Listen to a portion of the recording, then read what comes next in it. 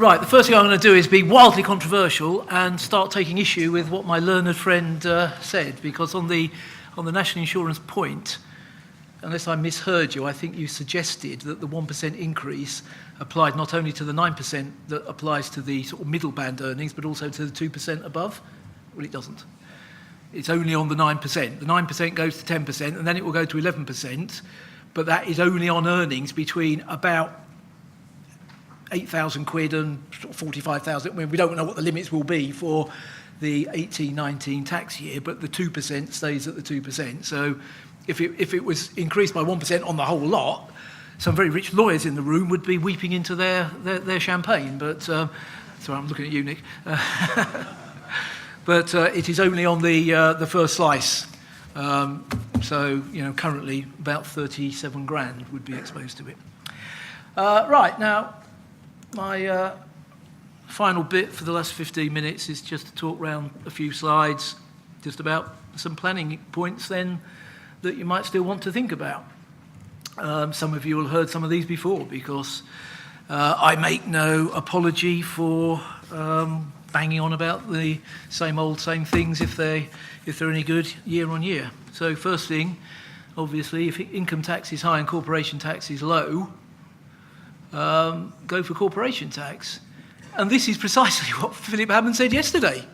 He sort of said, we've reduced corporation tax rates, and now we are really concerned that people like our corporation tax rate so much that they're creating companies. You think, well, yeah, mate, what else are they going to do? So, a couple of fundamental points. Fundamental point number one is that if you are trading through the medium of an unincorporated business, whether it's a sole tradership or an LLP, think about whether it is worthwhile incorporating. Now, it will only be worthwhile incorporating if you are accumulating profits. If you are making, 50 grand a year, which you are spending in their entirety, so you are drawing everything that you make and are spending it, incorporating won't get you anywhere at all. And in fact, it will get you in a worse place, because then what you will have to do is agonise how you're going to extract the drawings from the company using Alex's useful slide, and you will soon realise that if you take a dividend in these circumstances out of the company, you're probably worse off than if you just hadn't done it in the first place. But if you are not in the happy position of being able to just spend everything you earn, if you have a balance sheet that has horrific items on it like stock and debtors and work in progress, so you can't just spend the money, then incorporation is certainly worth thinking about. Now, the second point there is, what about investment businesses? And one of the things we were worried about, and when Philip Hammond started droning on for about 10 minutes talking about the horrors of people incorporating businesses and what he was going to do, until he came up with his let's put 1% on class 4 national insurance idea, we were all thinking, God, he's going to stop people incorporating in some shape or form. He is going to restrict incorporation relief in some shape or form, and he didn't do it. And this also dovetails rather nicely into what I was saying about the rules on interest relief for buy-to-let businesses, because those interest relief rules, the rules that restrict the tax relief, only apply to individuals. They don't apply to companies. Companies get relief for their interest under something called the loan relationship rules. So if you do have for instance, a property investment business, and you want to accumulate profits at a much lower tax rate, 19% compared to 45% perhaps, and you have got interest charges that you want full tax relief for, there is one clear answer, and that is to incorporate the business. Now, I am not saying it is the easiest thing to do in the world. There are some technical difficulties, particularly around stamp duty land tax, but these difficulties can be overcome. But take it from me, this is a good thing to do. And this is something that even before the pre-budget statement, the autumn statement, whatever you want to call it, people were worried, that this would be blocked. People were worried before this one that it would be blocked. When he started talking, I thought, oh my God, here we go, he's going to block it, and he didn't. So, game is still on. It is still very well worth doing. What else might you do? Well, you might, and I say there with care, because the law has been changed in this regard, but you might, if you trade through a partnership or an LLP structure, think about introducing a corporate partner into the structure. Why do you need to be careful? Simply because the 2014 Finance Act introduced anti-avoidance legislation with effect from the 6th of April 2014, under which you can't just dump profits willy-nilly into the company. The company needs to earn a profit which is an appropriate return on capital invested or services rendered. But it is still likely to be possible to structure a situation where some profits which would otherwise be earned by individual partners in a partnership are earned by a corporate partner in a partnership. What's the effect of that? Well, the effect is that the profits are taxed at 19%, not 45% or 47% if you count the 2% Class 4 national insurance. And it is likely that you can replace individual partners' capital with this corporate partner's capital so that individual partners can draw money out. So that continues to be something worth thinking about. It's not quite the open playing field that it was, but worth thinking about. Again, something worth thinking about, and this is sort of what Philip Hammond was talking about. I mean, the message has got completely distorted by the popular press. The Sun, his headline, Spite Van Man, implies that this increase in Class 4 national insurance contributions is aimed at good, honest, hard-working, horny-handed sons of toil who are out there keeping the economy going single-handedly. Actually, I think it's possibly more aimed at people who put in slightly cunning structures like an LLP within a group so that they can get income out as LLP profits which are deemed to be self-employed profits. And I sort of sense that there might be one or two people in this room who know what I'm talking about. But it seems to me that that is more likely to be the target rather than White Van Man. But it's still possible to do. Yes, the rate of Class 4 national insurance has gone up by 1%, but let's be honest about this. If you are avoiding employers' national insurance at 13.8%, 1% is very small beer. So, the sort of talk and the aerated comment in the press is just nonsense if you really understand what the opportunity is and what the potential abuse is. The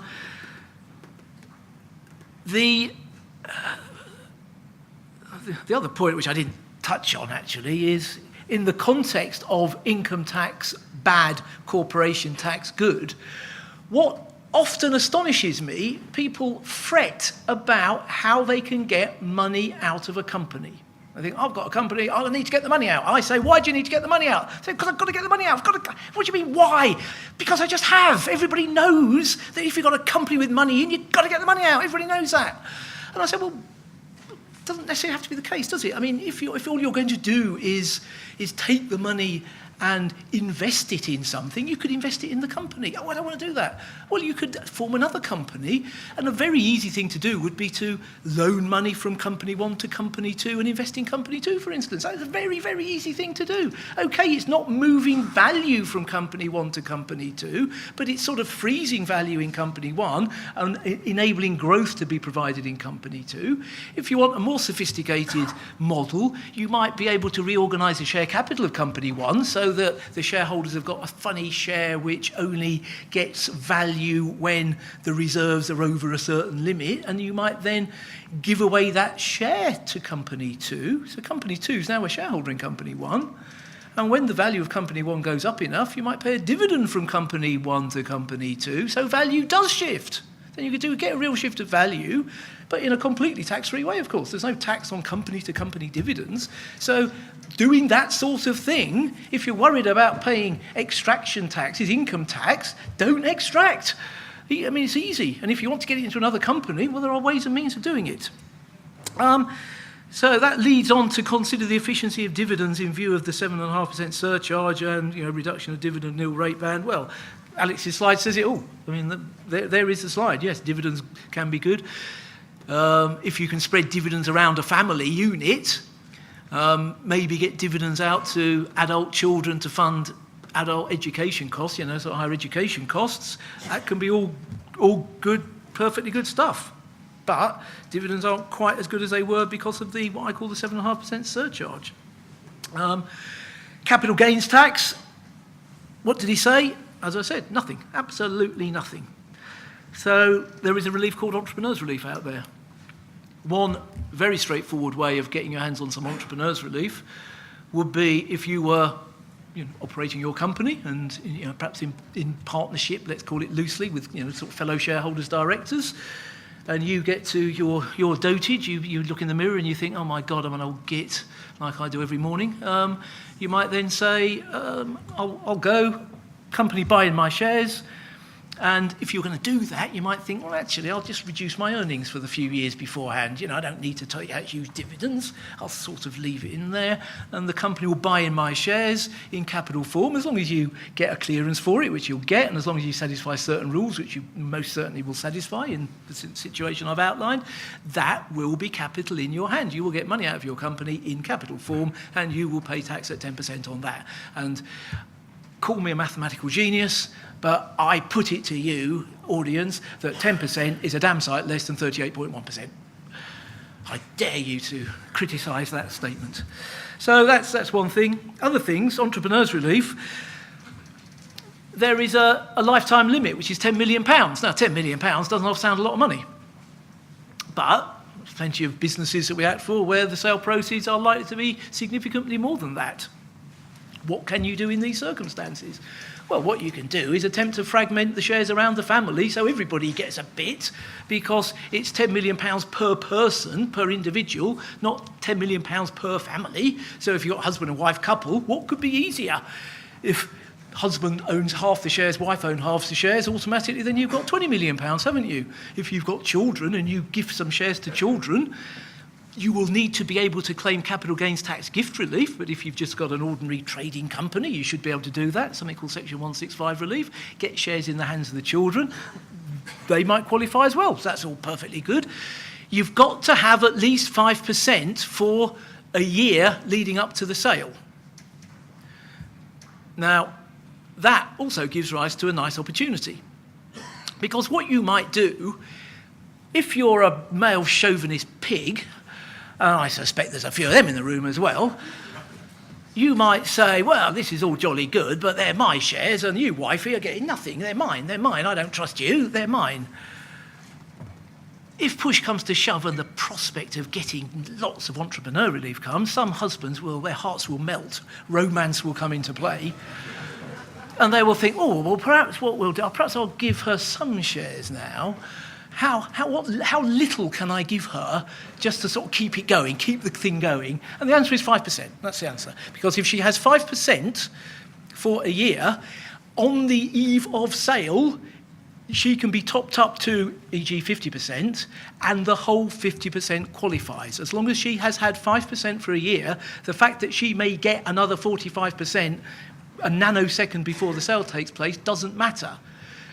This compares unfavourably, or favourably, anyway, the alternative is, supposing she has owned, let's say, 4% for years and years and years and years and years, and then on the eve of sale, you top her up to 5%, does she qualify to any degree, partly, or not at all? Answer, not at all. Because the 4%, even though she's owned it for a long time, it wasn't 5%, just doesn't qualify. But 5% qualifies, and then you can fragment. So if you are going to do this, if you think, yes, I've got a business, I'm going to sell for £100 million, and I've got a wife and I've got 3 children, so I want to spread it around a bit, you need to make sure they've all got 5% for at least a year leading up to sale. So my tip is, do it sooner rather than later. Make sure that the people that you are likely to use for this purpose have 5% first. Alex talked about entrepreneurs' relief on something called an associated disposal.